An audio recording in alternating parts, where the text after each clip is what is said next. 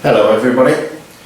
What I'm going to do today is to give you a single logical description of reality in which all the fields of human knowledge come together. That doesn't happen at the minute. When you go to university, you find it's all taught in different departments. We've got physics, nice predictable physics over here, elements, but then we go into genetics, biology, chemistry, complexity, unpredictable behavior. You can't look at fish and see that you're going to get frogs, dinosaurs, whales. So that's a big problem, because we would like science to be logical, something we can all trust. At the minute, there's a lot of problems. That shows up in the physics book here, and that because the solar system has both predictable orbits and unpredictable chaos inside the rings and belts, it's not allowed in the physics book. We can't give a logical description of what the solar system is, never mind a living thing. If I look inside a cell, I see the same elements making blocks of metal and anything else, changing into a complex dynamic system which responds to its environment. So that needs an explanation. So here's the problem of why we can't give that explanation. We try to see everything as a singular mechanism, one single kind of physics. We want to describe everything using the building blocks of physics. There's this hope since Newton came up with his physical laws, which gave us predictable answers. There's a hope that one day the laws of physics and nothing else would describe everything. There's a hope that maybe string theory or something, new particles to be found at the Large Hadron Collider, will suddenly explain me. As Richard Feynman put it, we see the laws of quantum mechanics, the physics down at the bottom, suddenly has to explain frogs, musical composers and morality. And because it can't, we can all hold strong opinions either way. So let's give you the correct version of reality. Not described as a single mechanism, but as a mechanism, a system made of dualities, and only dualities. Now this has helped before when we see electromagnetism as two manifestations of the same thing. Energy and matter turn out to be two manifestations of the same thing. Sexuality, you can't have an asexual human being. And we see in general relativity that space and matter change each other. So let's use dualities to describe the universe.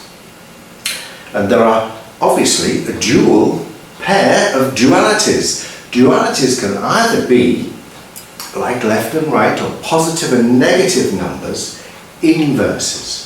Inverse, what you do in one is just reflected as an opposite in the other.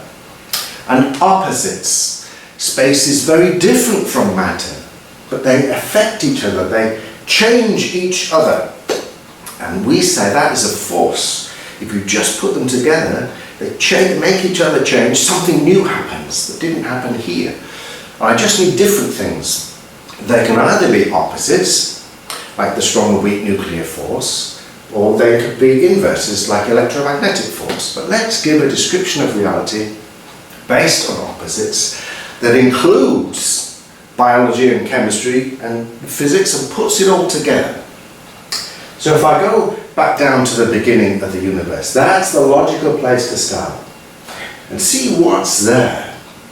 It's not just quantum mechanics, the small things. There are no stars over here, but I do have space. And we know that these tiny particles transmit force over space. They attract and repel over space. Now, it's what's happening in the space which is giving that particle its properties of being a little magnet. If you don't have the space, you don't get the magnetic field. So it's the particle changing the space, but it's the space changing the particle. And holding it in a state of being that it wouldn't have if it didn't have this empty space. Now it's only empty because it doesn't react against itself and bring in physical properties. If I look at my base particles, just the quark, the electron and neutrinos, they don't have any volume. Now that's very important. The volume comes of a relationship between the particles, and the rule, which I can't see as a particle, the rule is if the particles are the same, they repel each other. If they're different, they attract. So I've got rules that I can't see, but I can see what they do. And I've got entities which we call physics. They're not really physical, we know they're just energy. So I've got my particles being given properties by the space which is around them, and also the particles can act against each other directly. Strong and weak nuclear force isn't conserved over distance because it can't get through the space. It isn't the space which is giving it the properties, it's the properties in the particle itself. So I can now see that matter only behaves as matter relative to other matter. That's where volume comes from. And matter only has substance, mass, relative to space. Now we've found the Higgs boson. We know this is a mathematical structure out there that we can't see. So there must be a duality here that we're not looking at correctly. Now if I look at the matter, what I find is I cannot describe matter just using its physical properties. I have to use its mathematical properties. If I describe the electron and the proton as -1 and +1, that's not the energy. The units of energy are 1.6 times 10 to the -19 of a coulomb, and I've got two of them. Now if I've got two of them that are the same, that's a problem because they're not different. So this is the quantum rules. I must have things which are different.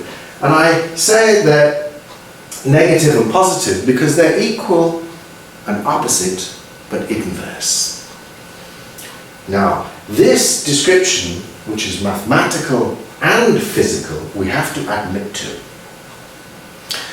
We think, or maybe a lot of people say, mathematics is just what we use to describe reality, but that can't be true. Because we can't be here without all this mathematics doing itself.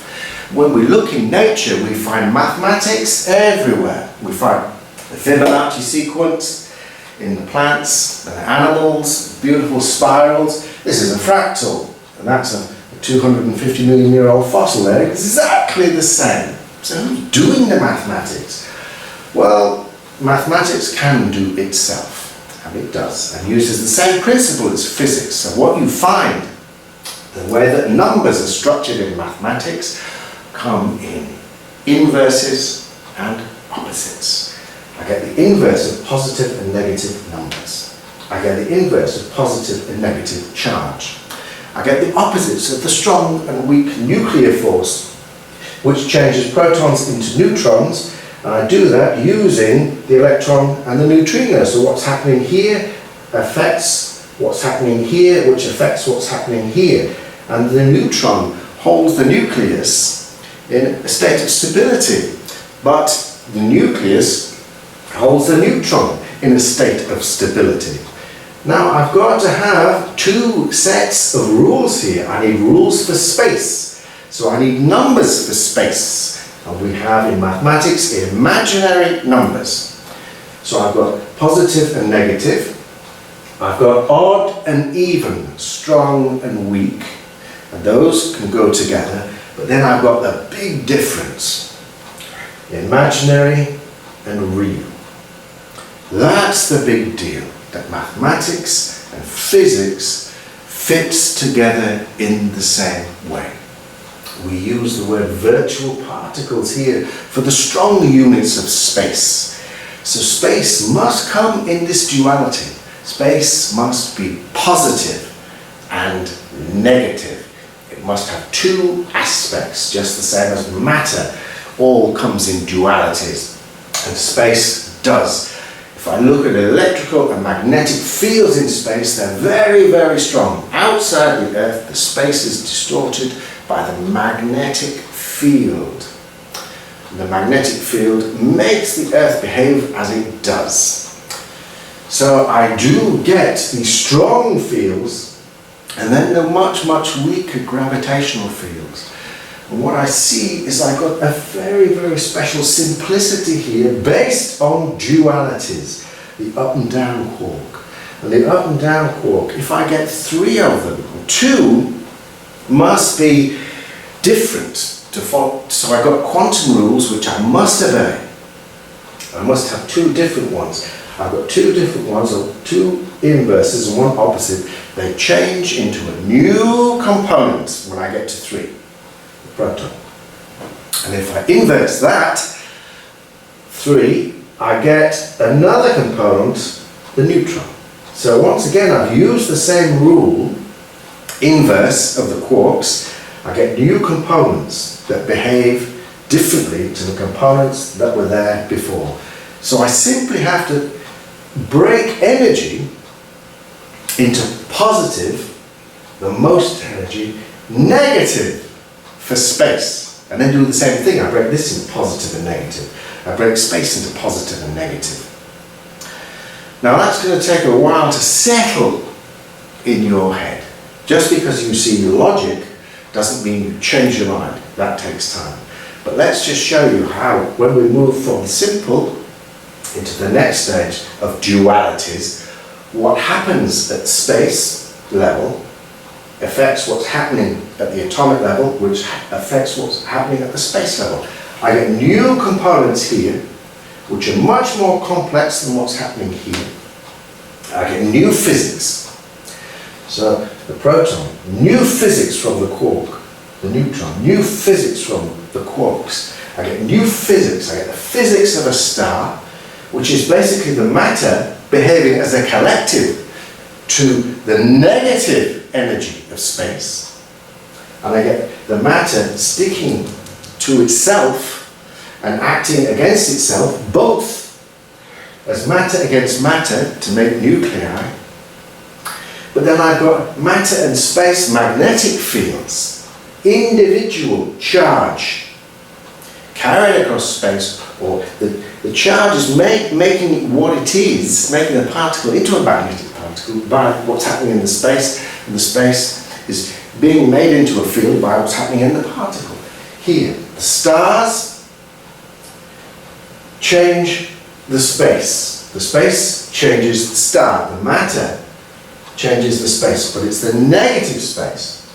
And here, the electrical magnetic fields, the positive space, and the matter, and the matter, and the matter making nuclei. So everything behaves as to what it is, to how it behaves relative to something else. So my problems with wave-particle duality disappear. Matter behaves relative to space as a wave. Matter behaves relative to matter as a particle. It's still energy, but the energy changes into what we call matter, the particles, relative to another particle. So when we try and detect it with detectors made of particles, we always find particles. We can't detect the wave because we can't make a detector made of empty space. So you see how my problems start to disappear. So I've got my physics now, the certainty, and I've got to be very careful because I've got the uncertainty principle, and I've got 2 different kinds of physics. But what I'm going to show you now is that the physics of relativity and quantum mechanics are inverses of each other. You can see here, the universe can't move from here to here unless it uses both kind of physics at the same time to make the new components which make each other. They're both showing the same behavior, going from simple to complex using dualities. That's a big difference. But I need an explanation of how I get to the complex world. But let's just stay here for a little bit longer. So I've got relativity, the relationship between matter as a collective and space. affecting the matter down here. This is the particles which behave as an individual particle to space, make it into a magnet. And I'm also pushing together positive and positive, and I'm bringing into existence new elements which have new physics. Helium behaves differently to hydrogen, and I can measure the physics. Lithium, the metal, behaves very, very different to helium. I can measure the physics. Now that's the simple dualities. I've got a pull and a push. There's interdependence here which I can't see. That is what we've been missing, a hidden reality. But now, when we go over to the complex reality, which has chemistry, solar systems and life, we take another step here, and this is the biggest change that we're ever going to have to make as a scientific community. Something happens here, and I can't see the new physics. If I look at the elements in DNA, I only find the elements. If I look at the elements here doing chemistry, or the elements inside a cell, this is the Krebs cycle, I only find the elements.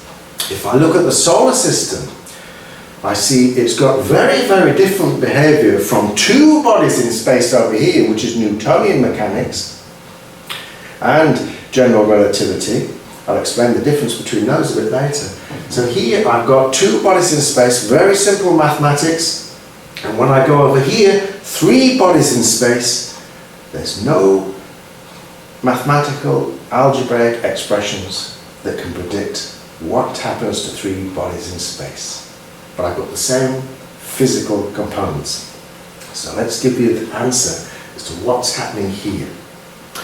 What happens here is that parts, the same physical parts I've got here, start to behave against each other relative to mathematics. We've seen I can't describe mathematics as a singular mechanism based on physics. It must be mathematics and physics. And here there is mathematics which we've just found when we get computers, and we find there's a new kind of behavior in the universe. I've got quantum behavior, relative behavior, the relationship between space and matter as a collective, the quantum behavior, the relationship between matter and matter, strong and weak nuclear force, or matter and space as electric and magnetic fields. But when I get here, I get parts behaving mathematically against each other. And we understand that mathematics very well. What you do when you get computers is you start to model the behavior. And when you iterate that behavior and put it into something we call logistic maps, you find that all complex systems show the same behavior. And there's no difference in the physical components. So that's why Brian Greene calls this the hidden reality. It's hidden from us because it's pure mathematics which is acting here. Here, parts behave relative to each other physically. Here, parts behave relative to each other physically and mathematically. And there's no change in the physics, so I have nothing to measure here. Now that's the biggest change that we're ever going to make in science. When we put reality, biology, chemistry, social behavior, and the weather together with physics. My systems here, these are systems. Parts behave relative to each other mathematically. They are mathematical structures, just the same as physical structures. If I go back down here, there are no physical structures. The quark, the electron, and the neutrino don't have volume. They don't have mass. They have mass relative to space. So it all starts off completely mathematical. I get the physical reality, and then the physical reality goes into unpredictable mathematics. This is all predictable. I go into unpredictable. So what I now see in the solar system, which has predictable parts in the orbits, unpredictable parts in the rings and belts, is the same as what I'm saying. I've got predictable parts and unpredictable parts. All of this mathematics has unpredictable outcomes, and there must be a duality here, and there is. Systems can either be chaotic, like the weather, information gets lost, or self-organizing, like the solar system, or like life, viruses, and this is a duality, the information in the DNA, the energy in the Krebs cycle. So you can see here it's the same duality. I've got an information energy duality. Parts, zero, no, it's not here, suddenly it's here, stars and elements. I get new parts, each part is a new one. 1 and 0 is a binary computer. Here I've got a simple binary computer, blue parts and parts here holding themselves in existence. But here I've got complex quantum computer. And these two can act against each other. And you can see it's based on the first two prime numbers. Dualities, where I get 3, I get a new unit of 1, 3 quarks make a proton or a neutron. And then in my 3 parts, I've now got different parts, a neutron, proton, electron, make an atom. I get something completely different. So a computer, a self-organizing system, which has physical parts, mathematical structures, which are explained by the mathematics of nonlinear dynamics. And this was the first really good book. I bought this book about 30 years ago, Robert C. Hilborn, and he states in the book that complex behavior has nothing to do with the physical components. The same mathematics describes populations of living things, turbulence in liquid or an electrical circuit. And the first chapter in there looks at those two things and shows the logistic maps are the same. You can still call it physics, I've still got physical components, but they're behaving very differently to what they do here. Simple into complex. Now my components here, when they're in this complex behavior, I can still quantify this behavior, but there's only 2 things left I can quantify. I can quantify when the system changes and bifurcates, or I can quantify the size scaling of the bifurcations. And I get 2 numbers. Must have 2, it's a duality, which are quantifiable. They're called Feigenbaum numbers, and they have proof of universality. This is a universal behavior which applies to everything. And I've got universal behavior of quantum mechanics, universal behavior of relativity, and universal behavior of complexity. I need all 3 to describe reality. And now, because I'm not trying to say there's a single kind of physics, I must have 2 different kinds of physics which act against each other to bring the universe of stars and elements into existence. My contradictions disappear. I've got a universe based on physical components, mathematical components, and I get a reality which is logical. And I can put it into a nice diagram like this: space, the imaginary numbers of space, which give me gravitational fields, electromagnetic fields, the matter over here, which interacts with light. Now light also interacts with space, and I get light waves moving through space, transmitting not only energy, but also information, a photon. Light behaves relative to matter as units, particles. So I get the same particle wave duality that I want to see.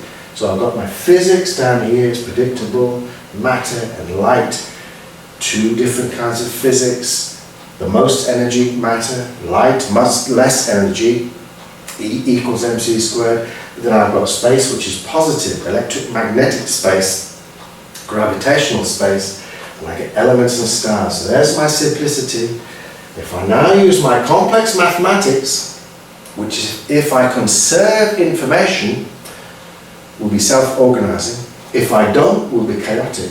But now I can say this mathematics and this space will give me a solar system. And I can put it here in between these. This mathematics, this physics and mathematics will give me chemistry and typhoons, and I get the same big simple system, just a binary system of a push and a pull in a galaxy. And in the middle, my hot spot here, where I need planets in space, and I need electromagnetic fields from space and the particles, I get life and viruses. Very, very simple. So I get a combination of unpredictable and predictable, exactly what we see. Now that means that the second law of thermodynamics has to be seen as a duality. It's not just the energy which is degrading and wearing out, but the matter is becoming more complex and getting itself into much more complex structures. Now that clears up that point. That if you try and say, oh well, the universe is just wearing out, when I see this DNA, that's not just wearing out. Now physics by itself can't do that. So that solves the problem. It's allowed to become more complex, but the physics can't do it. So I need a mechanism so that as the physics here, the second law of thermodynamics, which is all correct, wears down the energy, the matter becomes more complex. But I need another mechanism for that complexity. And that mechanism is the feedback systems of information that we see in nonlinear dynamics, which builds up and conserves information in things like DNA. The orbits of the planets, every time the planets go around, it changes it a little bit, but that information is conserved for the next orbit and it builds itself into a stable clockwork-like system. Gravitational systems, atomic systems, and in the middle here I get the classical mechanics of things like levers, which are all dualities, how much you move it and a force. But what you've got to remember is that classical structures are not held together by physical bonds. They're held together by the empty space in between the atoms. It's the space, it's that relationship with space and matter, which now I must say is the same as general relativity, or that can't be held together. The magnetic properties outside the particle, it's the space which is making that particle into a magnet. And the magnet which is making the space into a magnetic field. You can see there's no way out of it when I put it like that. Physical reality is not held together by physical bonds. So when we look at molecules like that, we're really fooling ourselves to think there's a physical bond in between all the atoms in the table. There isn't. So now look what we can do. We've corrected the second law of thermodynamics and added something to it. We've corrected our problem with having two different parts of physics. We've corrected our problems with wave-particle duality. The wave function does collapse, but only relative to the particle. It can still behave as a wave relative to space. That's already been shown by experiments done by Anton Zeilinger, who fires complex molecules through the double-slit experiment, and the relationship in the molecules persists on the other side, but it still behaves as a wave. It does both things at the same time. Not a problem. If you think of the proton, it behaves to an electron as an electromagnetic unit. It behaves to a neutron as a single unit of strong nuclear force, and behaves relative to space as some mass. So that's the big deal. We've got to have this broader perspective. And now we're going to see that the dualities must go over into time. But now I've got my time, which can either be composite, building things, becoming more complex, and I'm going to call that the evolution of matter, which becomes ever more complex, composite evolution. If I simply put together matter, the most energy, which interacts with light, I call that positive and negative, and I need electromagnetic space for light to produce itself, and matter to have magnetic and electrical fields, gravitational space, so I've got positive and negative space. I just put them together, they interact and change, and they build things. I'm going to call that positive time. But when things break, and I pull them into little pieces, dissolve something in water, or a star explodes, releasing energy, or something dies, I lose the interdependence, which I can't see, then I get time, which is separating things out. Entropy. So I've got entropy and evolution as inverses. That will say negative, that positive. So I've got space, time, matter and light, all in dualities which are opposite. Now Einstein knew that there would be this geometric pattern, but it's also the same pattern which is in numbers. Like imaginaries, reals, and then numbers in exponential function. Change. Now change can either be individual, now this shows up in calculus, differentiation, or change overall, integration, both underpinned by e to the x. The exponential function e is the value of its own rate of change, it behaving relative to itself. You can either break things, entropy, when hot coal cools, that's explained by the exponential function. When exponent, the E turns up all over physics, chemistry and biology, populations of insects and the predators. The same thing again. So now I've got time as positive and negative. If there's no change, it can be zero. So what a change that is. And let's see what Roger Penrose has to say about that. He says the major revolution, which I do think we need, would involve a complete rethink of not only quantum mechanics, but of how we look at space and time. So there will be a revolution waiting in the wings, and when that revolution has come, maybe we can think about what the issue of thought is. In my view, is that conscious thinking does depend on the missing part of physics. Well, here's the missing part of physics, the hidden reality. It's hidden from us because there's no new physics. It's the same physical components behaving in a different way. Nothing that we can measure. Something we can quantify, that's the overall system, when it bifurcates, and the size scaling of the bifurcation, but that's it. So that's why it's the hidden reality. So conscious thinking must be like this. Two interdependent, must be a real part, an imaginary part, a brain, an imagination. Systems, networks build themselves along the same mathematical structures and lines. So the network of what's happening, the neurons in your brain, the individual behavior of a neuron to a neuron, that's not thinking. That's just the physics of what it does. But the overall behavior, the network, produces consciousness. And now we think using language to produce more thoughts, which is the imaginary part, but language, the real part. So I get this feedback loop again of interdependence between language and thoughts. So that's a huge change. But it's logical and it's internally consistent information. That's missing from all science books around the world at the minute. Science is taught in schools. This week we'll do living things, then we'll do the solar system, then we'll do the weather. But this has been peer reviewed over the last 3 years here in Taiwan until everybody was happy with what we've got. It was about a week ago that we finally could say this correctly. But now we can teach this in schools. Children have been learning this, students are learning this at university in Asia. Anybody can do it.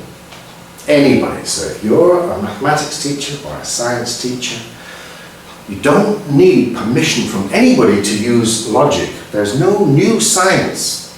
There's no new experiment at the Large Hadron Collider which is suddenly going to prove that string theory will tell you what human depression is. This doesn't make any sense. You don't need it. There's a single consistent description of the universe that doesn't require other universes which are not allowed to experience, many worlds theory. It's just what we observe and what we understand in mathematics and physics. And together they can go on to produce chemistry, biology, viruses, social behavior, economics, everything else that we see. We already know that human behaviour fits in with this mathematics, and books like Critical Mass by Philip Ball detail that. So this change is going to take a while to settle in your head. There are lots and lots of new ideas with the same stuff. But you can't just change your mind because you get logic. You have to remember all the new ideas first, how it all fits together. But it's consistent. It's something we can all use. I'm just an ordinary person. And I put this together with people like Gideon Lovey, amongst others, who's professor at Fungjia University here in Taiwan. And we really struggled for years and years to have got it all right. Now we know it's correct. So we've got charts like this that show how space and time and matter and energy all fit together. This goes up in classrooms or in universities. Beautiful little chart. We're allowed to use it. It's been peer reviewed to the point where people say, yes, this is logical. And this diagram here, so that's the mathematics. That's the physical parts. It all makes sense. And there is a little mathematical expression over here, a new one, simple enough that you can write it on a t-shirt, that shows the relationship between time and the 6 different parts of reality. And they all have the same mathematical value. And you'll notice that by imaginary or non-real parts of reality show up in mathematics. Euler writes an equation with E, pi, the ratio between the finite and the infinite, I, imaginary numbers of space, and E, the rate of change, all on one side, and real numbers minus 1 on the other side. But I have to write the equation twice. E to the I pi plus 1 equals 0. So I've already got all the non-real parts of physics and mathematics on one part of the equation. On the other side I get plus 1 minus 1 is 0, I get hydrogen. But that goes over into a single little mathematical expression that relates time, light, matter, electromagnetic positive space, gravitational negative space. 6, you must have 6 for the complex world. If I've just got 3 quarks, I've only got protons, I don't get complexity. 6 is that value where the complex world really takes off. You will have noticed it's also the 6th element. And you may have noticed my inverses and opposites show up in large living things. The animals and plants, photosynthesis and respiration are inverses of each other. They're both composite, but there's another kind of multicellular life which is decomposite, which breaks things down. I'll leave you to answer that question. But we really do have a lot of homework to do to remember this. But the discipline of science means that once we get something better and logical and consistent, we cannot carry on regardless, teaching the same old inconsistent load of information which doesn't fit together. Thanks very much. Catch you next time. Bye-bye.